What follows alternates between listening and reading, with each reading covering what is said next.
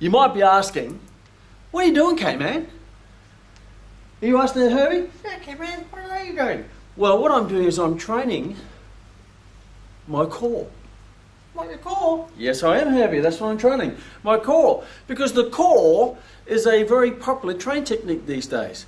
Core this, core that, core that. Hey, you'll find your calling. Or maybe someone's eating an apple core. So today's session is chatting about the core. Now, being in the fitness profession now for 133 years, well, it seems that way. Herbie, you look like you've been around for about 133 years. A bit of decomposing going on there, mate. Oh, get up, Kman. Okay, mate. 33 years in this profession, I've seen lots of transitions, trends, fashions, and lots of different exercises. And in the last probably 5 years, the word core has emerged. But over 5 years ago, I'd never heard of such a thing unless I'm about to throw my apple core in the bin. So let's have a look at the core and what it actually is. But I'll take you through a little journey back in time, because when I first started as a young buck, 17 years of age, the exercise that we used to promote and do for what we now call the core, which I'll talk about later, were straight-legged sit-ups. That's it, so you get your legs straight and you go all the way up and all the way down. And we found that we loved that exercise, and everyone did that exercise because myself as a fitness professional or trainer back then, I told everyone, you got to do this because this will flatten the tummy, get you really strong through here, and you get a six-pack. So people were doing straight-legged sit-ups. The challenge with that is it hurt most people's backs because most people found that exercise quite stretched from the back. And the reason for that, I'll quickly go through the reason for that, and we'll talk more in detail about this later in another session, is your hip flexors, which actually flex your hip as you come up, your iliopsoas and your iliopsoas muscle groups, which is three. There's iliopsoas, iliasis, psoas major, psoas minor, and iliasis. They originate on your pelvis and your lower back. So they pull in your lower back, and if you don't have good strength through the abdominals, you tend to get a bit of irritation in the lower back, particularly in the lumbar spine, which we'll talk more about at another session. So straight-legged sit-ups, we found that they actually irritated people's backs pain. And we also do the straight leg lifts. We lay on your back and you lift your legs straight, like straight, and you're laying on your back. And they also hurt your lower back. People's lower back would start to arch while they did it, because they didn't have good abdominal control to keep the lower back down, because the hip flexors were pulling on the lumbar vertebrae in the anterior or forward motion. So we found, well, what are we going to do about this? And when I first went to uni, I remember a session with Dr. Bronx, who was our lecturer and professor who lectured on anatomy. Because by the time I got to uni, we decided that the best way to protect the back is, instead of doing straight-legged sit-ups, let's do bent-legged sit-ups. Now, in that transition, we used to do on an incline bench, straight-legged sit-ups, because we thought if we put it on an incline, it wouldn't hurt the back so much. So now people were virtually on an incline upside down doing straight-legged sit-ups. That didn't quite work either, because people were still hurting their back. And we do on the incline, where you hold the incline from behind and you do the straight leg lifts. But that also irritated people's lower back. So what do we do? So we thought, why don't we just bend the knees? So we started doing bent-legged sit-ups. So you put your feet under the bed. I remember I used to do this when I was a young judoka. You know what judoka means, Herbie? Okay, man, what does that mean? Judoka is a person who practiced judo. So I used to do my bent-legged sit-ups, and I always remember putting my feet under my bed, and I'd do my sit-ups because I thought it would make me really strong through the core, but I didn't know the word core back then. I just said, around here, give me a flat tummy and a six-pack and make me better at my judo. That we found that even that was still irritating people's lower back. And I remember when I went to my first day at university, Dr. Bronx said, all these people out there doing bent-legged sit-ups, they're causing pains and injuries to people's lower back. And I thought, oh my gosh, goodness me. So that ended bent-legged sit-ups, because they also pulled in the lower back. Not as bad as straight-legged sit-ups, but they still had that pulling effect. So then we thought, how do we isolate this while protecting the back? So we thought, oh, what a great idea. Let's do crunches. Yes, we'll do crunches. So we put the feet up on the bench and we started teaching people crunches. And yes, it didn't necessarily put as much stress on the lower back as straight-legged sit-ups or bent-legged sit-ups. And we thought, well, they'll give you a nice flat tummy, good six-pack, and make you strong through this particular region. And as we now know that crunches aren't the best exercise, I've already covered the whole analysis of the crunch, so if you haven't looked at that one, just go back to one of the analysis, one of the evaluations, and I do a whole section on the crunch, which I won't go through today. So my point being is, through these years or decades, we've gone from bent-legged sit-ups to incline bent-legged sit-ups to straight-legged sit-ups to crunches, and then from crunches, then we started looking at doing different leg lifts and trying to control the lower back. And now we've moved on. Around about now, we're starting to go into things. Oh, there was a transition there where we said, okay, we don't do crunches, but if you do a crunch on a fit ball, that would be fantastic. So we realised that crunches were a really silly exercise, and you believe some people still do them now. And in effective exercise, it's not very effective. But now, let's do it on a fit ball, because now if you do it on a ball, everything's okay. Yes, because there's something spiritually correct about the air in the ball that makes the crunch more effective. And I'll actually go through fit balls a bit later. But now we've moved on to what we're trying to call now functional core exercises. And they now involve planks or hanging off ropes off the ceiling and doing all sorts of stuff. So let's have a look at that term core, because that's really the trend word now. The core. And I always find the core quite an interesting term, because a lot of fitness trainers, general population, committed trainers, they talk about, this is good for the core, and that's good for the core. So here's my question to you. If you're talking core to people, or core to yourself, or you justify an exercise because it's training the core, what is the core? For example, if I asked you, if I was a client, and you said, we're going to do this exercise for the core, and I say, okay, so I just want to know what the core is. Can you please share with me what are the 7 muscles that make up the core? What are their origins and their insertions? What is their actions and what is their function? And explain that to me, how that works in function, please. Now you may be thinking, abs? Well, abs isn't a muscle. Abs is just a term. Rectus abdominis is a muscle. Transverse abdominis is a muscle. Abs is not a muscle. So I guess what I'm saying is, a lot of people talk about the term core, but they truly don't understand the anatomy of it and their functional application of it. So that's what I'm going to go through today, is maybe enlighten you a little bit about the core, and then you can make up your own mind of, is that a good exercise for the core, or is it appropriate for that person's goals? And you're going to at least not just follow everybody else by throwing around the term core and attaching it to all sorts of crazy exercises. And some of them are dangerous, some of them are ineffective, and some of them are quite good. But a lot of people don't know how to evaluate that. And that's what this series is about, is how to evaluate the effectiveness and the safety of core exercises. Now, I'm not going to go through all the core exercises, but I will go through them individually in future sessions. Today is just to get you thinking of what core is. So, what is core? Well, from an anatomical, that's why I got Herbie here, because Herbie likes to be my committed assistant. Don't you, Herbie? Yeah, I'll do everything it takes. Oh, fantastic. So, the core essentially depends on who you ask, because it wasn't really a term mentioned until about 6 years ago in the mainstream fitness profession. The core is, there's 2 parts of the body in the skeletal system. You have the axial system. The axial is the skull, the vertebral column, and the ribs. And that's what we call the axial system, or the axial part of the skeletal system. Then you have the appendicular part of the system, which is the girdles and the limbs. And the girdles is the scapula in the upper body and the associated limbs. And Herbie's missing a few on this time. That's his motorbike accident he had when he was a bit of an evil Knievel, for those people who know who he is.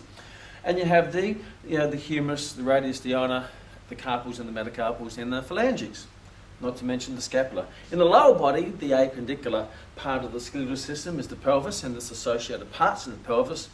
You have the femur, the tibia, the fibula, the patella, the tarsals, the metatarsals, and the phalanges.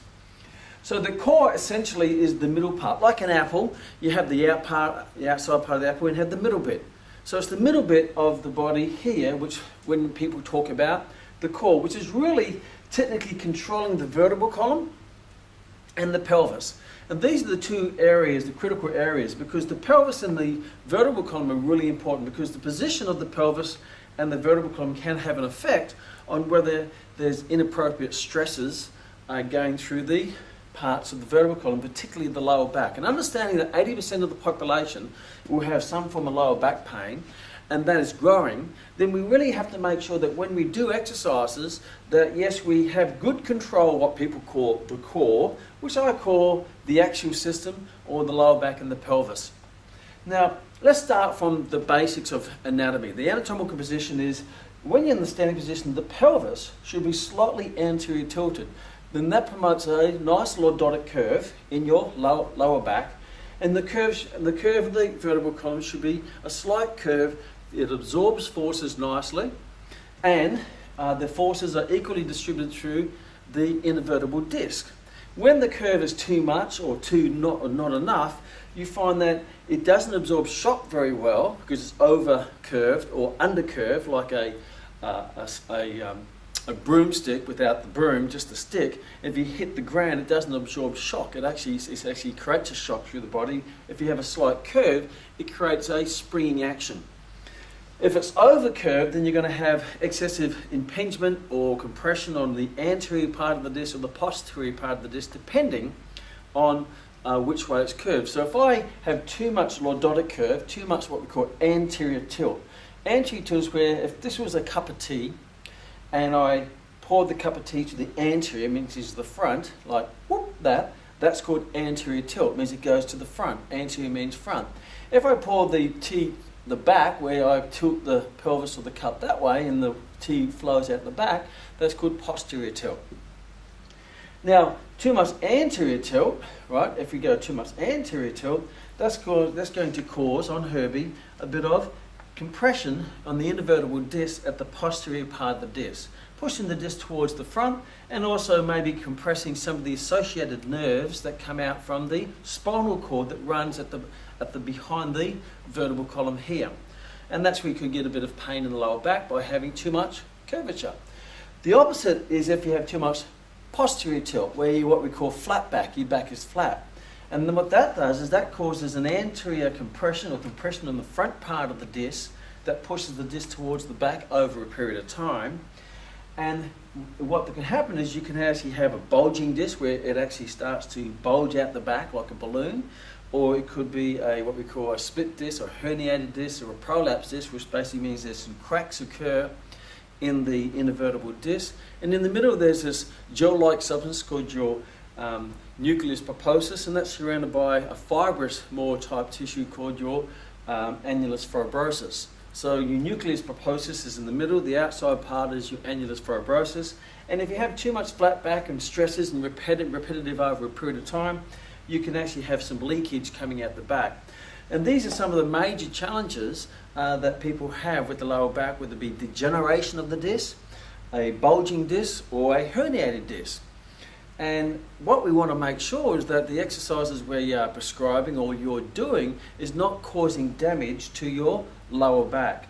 So that's the purpose of the core, is to protect the lower back, and that's protected by making sure you have control of your pelvic position. So if I have no control of my pelvis, I straight away get unequal forces through the lower back. If it's too much posterior tilt, I'll get unequal forces. So just positioning your pelvis in the right position will protect the back, and positioning in the right position will also activate the appropriate muscles to protect the lower back. So that's what the core is. If you look at the muscles that control through here, I'll go through the main ones. And the main ones that people know about is the rectus abdominis, which is the one in the front.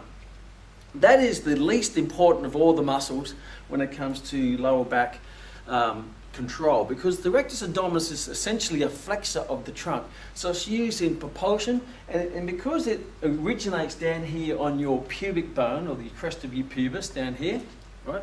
And it inserts up here on your sternum and the ribs. It's a thin band, it's a long banded muscle with these fascia breaks in the middle, as you probably realise when you see the little six-pack. Most of the time it's covered by a bit of a doona cover, or a couple of doona covers, so therefore you don't see the six-pack. It doesn't have a lot of control of the pelvis because it just attaches onto the anterior part, and it's only a smaller attachment site. And it really, his main role is to move the trunk towards the pelvis rather than the pelvis towards the trunk. So the rectus abdominis is not really it's involved, but it's not the major one that controls the lower back. So it's a very much overrated muscle when people generally talk about it. I've got to go and work my abs. Well, yeah, there's more to it than that. The other muscles are called the internal and external obliques. And what they do is they originate your internal and external. Your internal originate on your iliac crest, so all the way around here. So it has quite a large attachment site on your iliac crest. So all the way through here, all the way back to the sacrum. And it inserts onto your ribs. So what they do is, one originates on your iliac crest and inserts on the ribs, and your external, or the opposite, originates on your ribs and inserts onto your iliac crest. So these muscles here, they start here and they go all the way around to the back. So they have this great attachment all the way around, and therefore, because they have such a good attachment size on the pelvis, they have a huge amount of control over your pelvic positioning, whether it be anterior, posterior, or even laterally. So your obliques are a really important group of muscles, because these are the ones that are very much responsible for pelvic positioning. So you've got your rectus abdominis, your internal and external obliques, and they're the ones you really want to get activated or put into the right position to activate. Because many times activation isn't about trying to work the muscle. All you need to do many times is get the joint in the right position, and that will automatically activate the muscle, due to the fact that you position the joints in the proper alignment where the muscle has a direct line of pull between the origin, where the origin could be the iliac crest, and the insertion could be the ribs. So it has a good line of pull between the two bony surfaces. So there's three muscles to look at so far. Then we have another muscle, which basically is what we call your transverse abdominis. And this is a very important muscle, because this muscle, what it basically does, it starts back here on the lumbar vertebrae and on the transverse processes, hence called transverse abdominis, but it's also called transverse because it actually pulls in the transverse plane, which is we call also the horizontal plane. And what it does is it comes all the way, it originates on the bony structure here, and it comes all the way around to the front. So this is a unique muscle, is that rather than attaching at the end side onto a bone, it actually attaches onto the inner lining of the abdominal wall. So what it basically does is, when it gets activated, it pulls the abdominal wall in towards the vertebral column. So it actually pulls this way. It doesn't suck your abdominals in, it draws it in. Sucking is where you're just breathing in. Drawing is where you're using your muscles to pull your belly button back into your spine or your vertebral column. So imagine that you've got your belly button, and there's a thread to your belly button, and I'm pulling it this way, and the belly button gets drawn back into your vertebral column. And that's the role of the transverse abdominis. And the great thing with that is, when you activate your transverse abdominis and pull it back in, it aligns, also co-activates all of your oblique muscle groups, your external and internal obliques. If you just stand there and you just relax, like a lot of people said, this is always tends to be a bit soft, because the muscles aren't in a good position or alignment, and your pelvis is in this position, very much posterior tilted, flat back, kyphotic, poke neck, rounded shoulders. All those positions is the modern day sitting at the computer. Hence we're getting neck pains, thoracic pains, lower back pains, and all sorts of conditions associated with this sitting type position. Sitting's not good, as you can imagine. Where we want to be sitting, if anything, more like that, more upright with a nice little dotted curve. So if you just put yourself in a correct position, all of a sudden your abdominals start to activate. And if I draw the belly button in, if you just put your finger there on your obliques and draw the belly button in, your obliques start to activate. Now your obliques are starting to get control over your pelvis by you activating or contracting your transverse abdominis.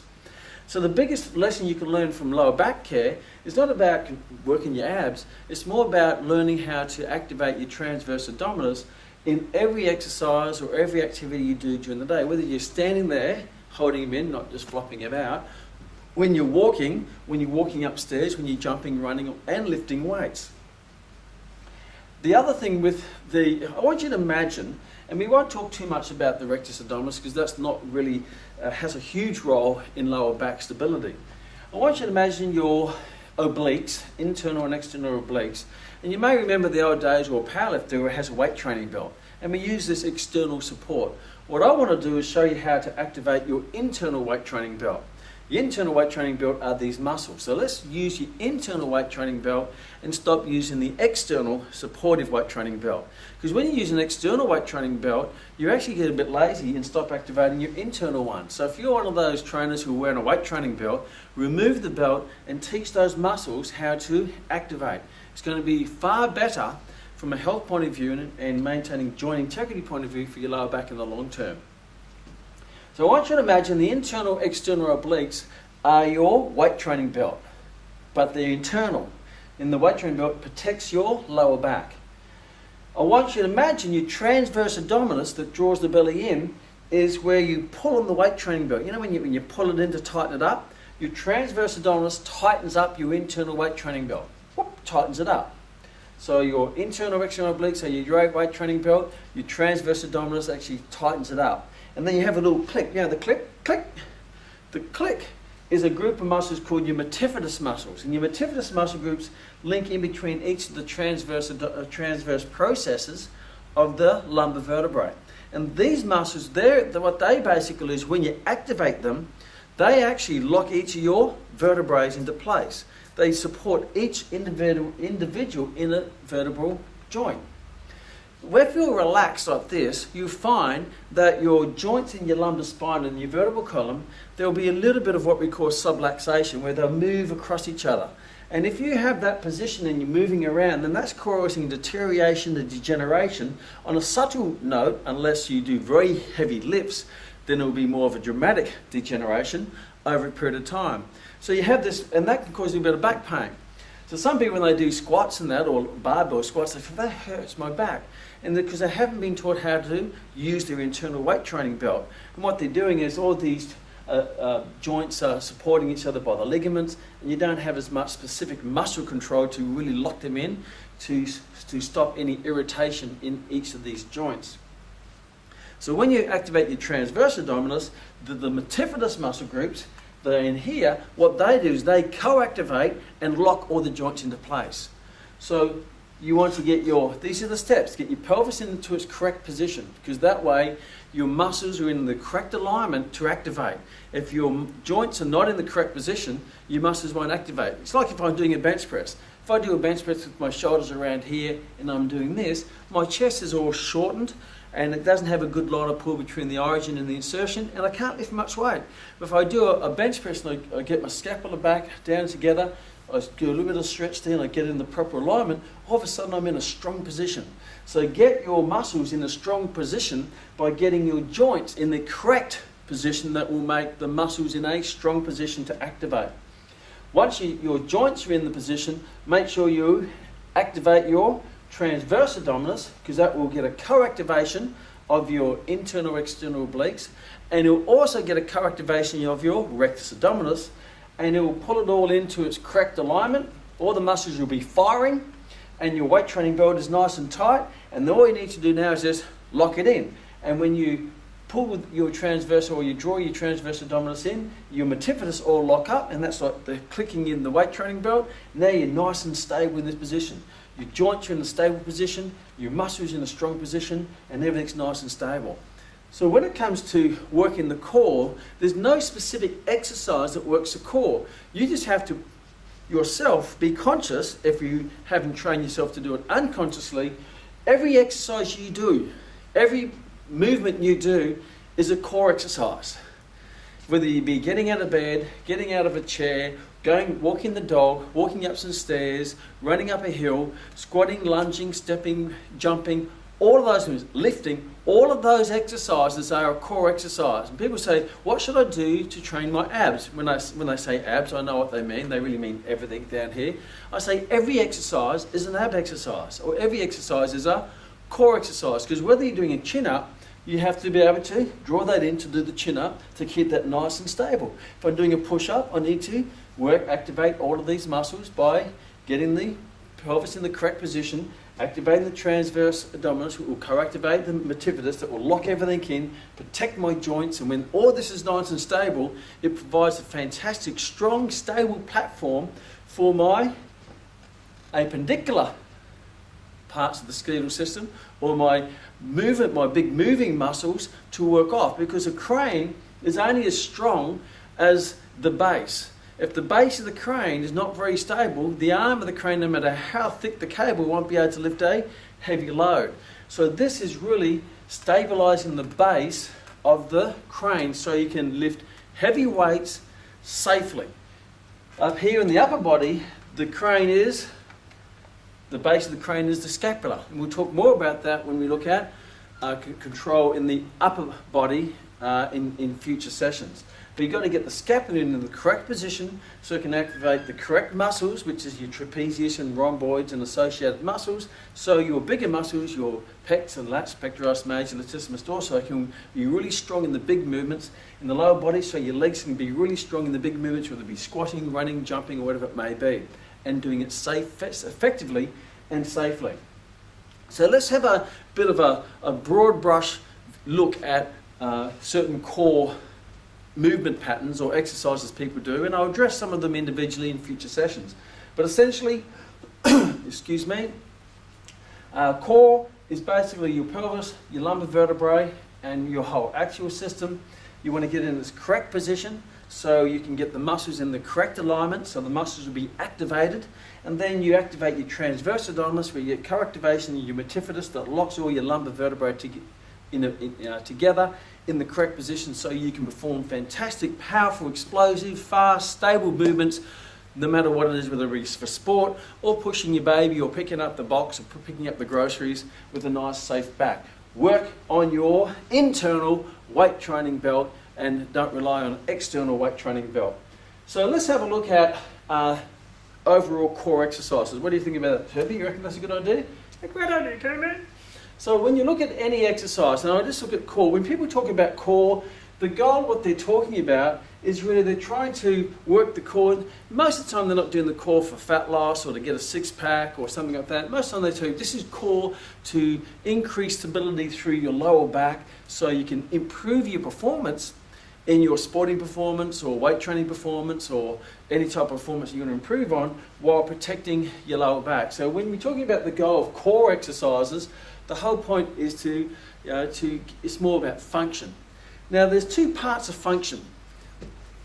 You have a look at function as where you are working the muscle groups that are associated with functional movement. So you work in the muscles that are associated with functional movement. So core exercises show, well, let's try to train the obliques, and let's train the transverse abdominis, and let's train the multifidus, and let's train the erector spinae, some other core muscles, so your erector spinae, your quadratus lumborum. So there's about 7 there. Rectus abdominis, internal external obliques, transverse abdominis, multifidus, erector spinae, which run all the way up and down the back posterior part of your spine, and your quadratus lumborum, which is attached from your iliac crest onto your ribs. So there's a good 7 that you can associate with the core. There are many more, and I'm not going to go into them at this particular time. But here's a great idea. Do you know those muscles, the origins, insertions, actions, and functions? Now, you know them now, but did you know them when you were just throwing off this little word core and attaching it to some nice little challenging exercises without fully understanding exactly what you were saying? It's like a mechanic says, yeah, the engine, and you ask the mechanic, hey, what's the parts of the engine? And they go, well, let me see, engine. I only learnt the word engine, but I didn't actually learn what makes up the engine and where those parts are. Well, if you're a fitness professional and you're throwing the word around core, well, and I ask you, what are the core? What are the muscles? What are the actions? And what are their origins, insertions, and function? And you don't know that, then you are no better than a mechanic calling themselves a mechanic, and you don't know the parts of the engine. So we are mechanics. We work with the mechanics of the body, and to work with the mechanics of the body, you have to understand muscles, physiology, anatomy, physiology, biomechanics, and all the other systems involved, which we'll get more into in future sessions, which is very exciting. It's exciting, isn't it, Herbie? Yeah, Kman, very exciting. Okay, so when you go looking at different exercises, core exercises, you still use the same 5-step approach which we've talked about in the past. You look at the goal, which core exercise will tend to be associated with function and stability, safe. Now, I can give you lots. I can get you to do a headstand on your head. Naturally, that's why they call it a headstand. And you would have to have good stability, specific stability, to do the headstand. It may not be safe because all your weight on your cervical spine may not be good, but you are still working the core because it's a high complex lift or exercise that requires a certain amount of stability, very specific stability for that exercise. And you can say, yeah, that's working the core, but you'd say, well, maybe that's not very, very safe. You know, doing a lot of the gymnastic moves that a Roman gymnastic, in Roman gymnastics, like the Olympic gymnastics, yeah, they have fantastic muscular control of their core and all the associated muscles, and you require lots of strength to do a lot of those movements. And it's very much designed for the sport, so it's very specific stability and function for the sport. However, for the general population, if you get the average person doing some of those moves, it's not going to be safe for them because A, they're not conditioned, and even if you speak to any retired gymnast, you find their body will be riddled with injuries. You know, one of my colleagues, and yeah, she was a national gymnast who competed at the Olympics, and she can't do very few sports now because what she basically did is all these exercises, yes, they were working the core, but they were quite unsafe for the joints and that repetitive nature. Now all she has to deal with is lots of rheumatoid arthritis and particular specific joint injuries associated with the movements that she was practicing. So you've got to really look at, okay, yes, it is working the stabilising muscles and all those muscles, but it's actually putting a fair bit of stress on the joints or other joints. And number one rule as a fitness professional, I will not hurt my client. Then you have a look at function.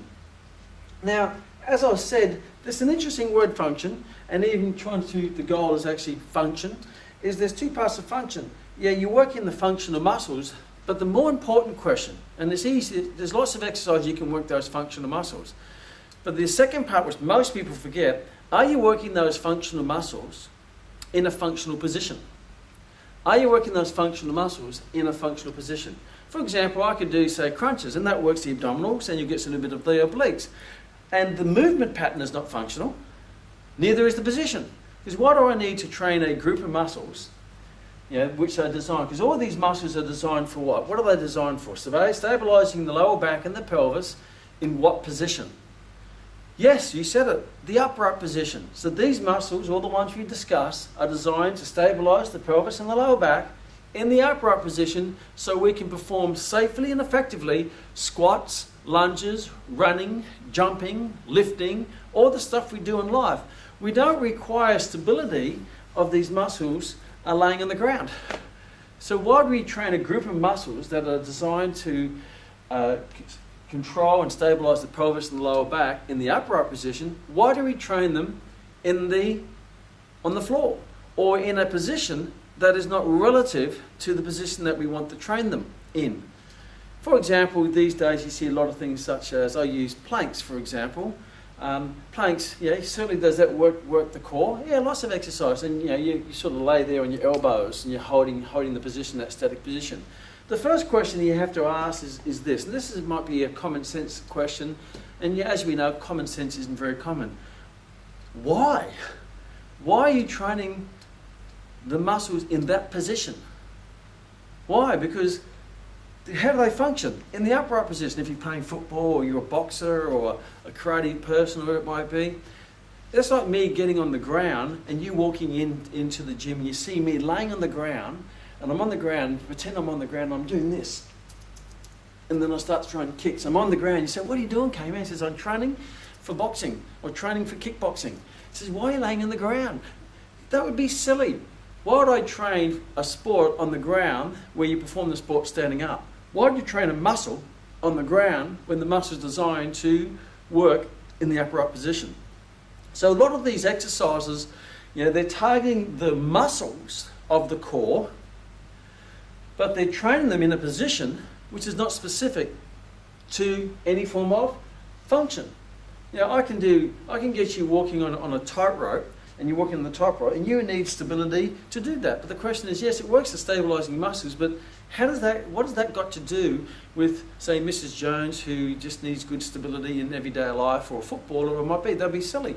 So some of the creative train techniques to train the core, where you're hanging from ceilings on ropes. Well, what are you, Tarzan? I mean, why would you want to train those muscles in a way that you're not going to use? Or on the ground doing planks or side planks and you're lifting your leg up and all sorts of stuff. I mean, okay, yeah, it works with the muscles, but it's working them in the wrong position. And many times it works the joints in the wrong position. Because a lot of times I use planks, for example. A lot of people that do a plank, their back's sagging and they're working the muscles, but the pelvis isn't in the correct position. If you want to work the core muscle groups in the correct position, if you do a squat, for example, you can control that lumbar curve, get the pelvis slightly anterior tilted, get the rest of the body in a good functional position, and get some dumbbells or barbell if you advance, and do a squat. And guess what muscles you're going to be working? The core. All of these have to work cooperatively to stabilize the lower back and the pelvis. And as you get stronger with your dumbbells or your barbells, as you get stronger, yes, your major prime movers will get stronger, but so will be your associated stabilizers and synergistic muscles, which will be the core and all the other associated ones. Because it's great to work the core, but don't you want to work the core in conjunction with hip extension, knee extension, ankle plantar flexion? If I go on the ground and do a plank, none of that's working. It's just isolating here, and we're hoping that isolation there is going to work in conjunction with other movement patterns later. Work the body as a whole and work it the way it's designed and work it according to the outcome.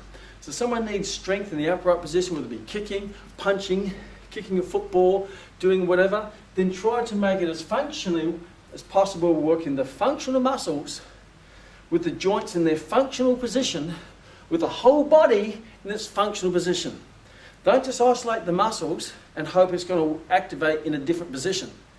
So work the functional muscles, the core muscle, the functional muscles, with the joints in their functional position, if it's slightly anterior tilted or at a curve, and the body also in its functional posture, rather than getting a dysfunctional posture, laying on the ground, putting your hand in the air, laying on a football, because none of those are functional. They're all dysfunctional positions in related to daily life activities. So you're training functional muscles in a dysfunctional position. Why would you train functional muscles in a dysfunctional position when you can easily train functional muscles in a functional position? Don't you want to train the core in a functional position? I think that makes common sense, rather than trying to train it in all these little party trick exercises or exercises look like you're auditioning for the Cirque du Soleil.